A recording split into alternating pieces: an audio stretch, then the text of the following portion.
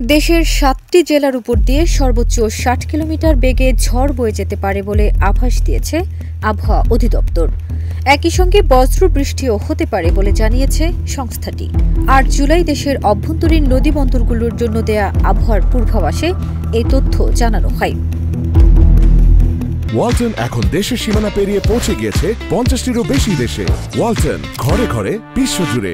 এতে বলা হয়েছে, খুলনা, বরিশাল, পটুয়াখালী, কুমিল্লা, নোয়াখালী, চট্টগ্রাম ও কক্সবাজার অঞ্চলের উপর দিয়ে দক্ষিণ অথবা দক্ষিণ পূর্ব দিক থেকে ঘণ্টায় ৪৫ থেকে ৬০ কিলোমিটার বেগে অস্থায়ীভাবে দমকা ঝড়ো হাওয়া সহ বৃষ্টি অথবা বজ্র বৃষ্টি হতে পারে।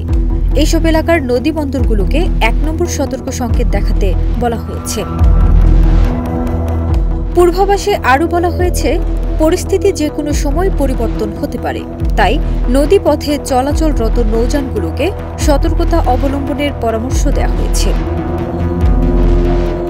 আবহাওয়া অধিদপ্তরের ঝড় সতর্কীকরণ কেন্দ্রের তথ্য মতে, ঢাকার তাপমাত্রা ২৫.৬ ডিগ্রি সেলসিয়াস এবং বাতাসে আর্দ্রতার পরিমাণ ৯৬%। ফারজানা নিকিতা, দেশ রূপান্তর।